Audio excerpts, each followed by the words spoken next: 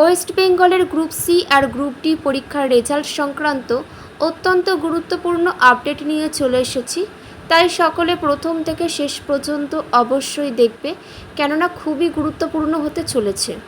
দেখো, আমাদের রাজ্যে আমরা প্রায় কয়েক মাসের উপরে হয়ে গিয়েছে গ্রুপ সি আর গ্রুপ ডির পরীক্ষা দিয়েছিলাম।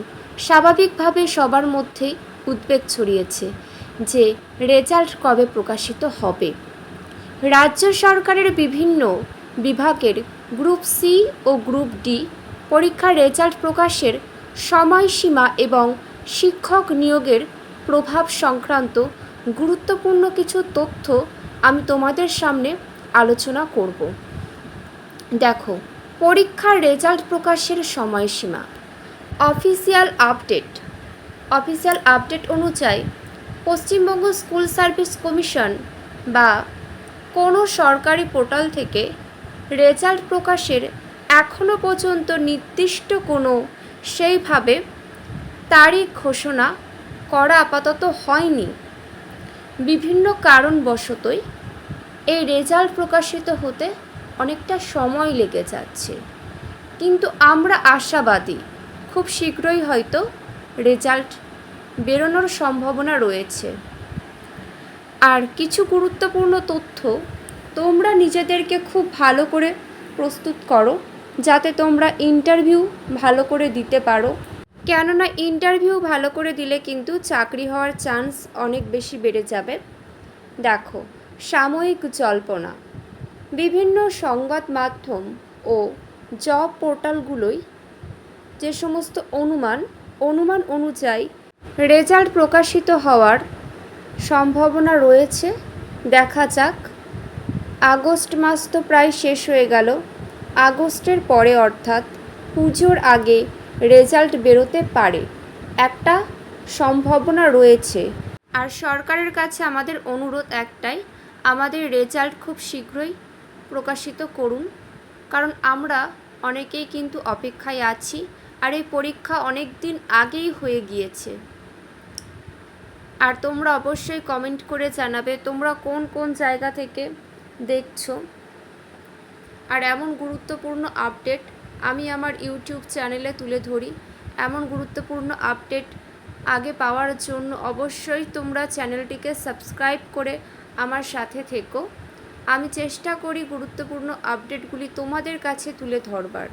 আর এগুলো কিন্তু খুবই গুরুত্বপূর্ণ, কেননা বর্তমান দিনে দেখবে বিভিন্ন সোশ্যাল মিডিয়াতে যেভাবে অপ্রাসঙ্গিক জিনিস তুলে ধরা হচ্ছে, যেগুলোর কোনো প্রয়োজন নেই।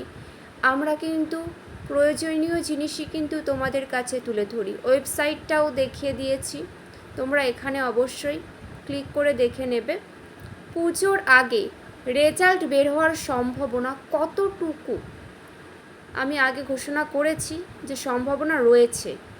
রেজাল্ট তৈরির প্রক্রিয়া এবং মূল্যায়ন সম্পূর্ণ হলে পুজোর আগেই প্যানেল বা লিখিত পরীক্ষার রেজাল্ট প্রকাশিত হওয়ার সম্ভাবনা আছে।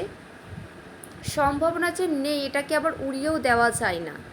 তবে বোর্ডের আইনি জটিলতা বা প্রশাসনিক প্রক্রিয়ার কারণে বিলম্ব হলে তা পুজোর পর পর্যন্ত গড়াতে পারে, সম্ভাবনা কম রয়েছে। ফলে একদমই সম্ভাবনা নেই এমন কথা সরকারিভাবে বলা যায় না। তবে এটি পুরোপুরি কমিশনের কাজের উপরে, সমস্ত কিছুর উপর নির্ভর করছে।